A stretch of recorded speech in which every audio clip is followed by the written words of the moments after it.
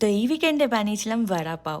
আমি খুব খুশি ছিলাম আর খুব হ্যাপি ছিলাম, কারণ কি পাওটা ছাড়া সব কিছু কিন্তু আমি নিজে বানিয়েছিলাম। আর হ্যাঁ, এইরকম কিছু যখন বানাই যেগুলো বাইরে বিক্রি হয় আর বাড়িতে বানাতে পারি সব কিছু নিজে, আর একদম ওরকম বা ওর থেকে বেটার টেস্ট হয়, I feel so happy and so proud. তো এখানে দেখা আছে নুন দেওয়া লঙ্কাগুলো যে ভাজা দেয় সেগুলো ভেজেছি। তারপরে আছে হচ্ছে গ্রিন চাটনি, অসাধারণ বানিয়েছিলাম আমি, এম সো প্রাউড। তেঁতুলের চাটনি, আর একটা দেয় লসুনের চাটনি, সেইটা বাদাম লসুন অনেক কিছু থাকার, এটা হচ্ছে ওই বেসন, মুচমুচে বেসনটা দেয় ক্রাঞ্চের জন্য। এগুলো বানিয়েছিলাম।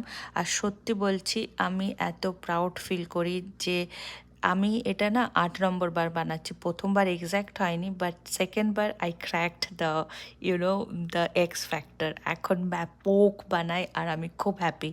মোস্টলি আমি বাইরে সেসব জিনিসই খেতে ভালোবাসি যেটা আমি বাড়িতে বানাতে পারবো না, আর যখন বাড়িতে বানাতে পারি সেগুলো এরকম বানাতে ভালোবাসি যেগুলো যেন একদম বাইরের মতন হয়। So here it is. I love it. I am so proud of myself, and I feel anyone can make it.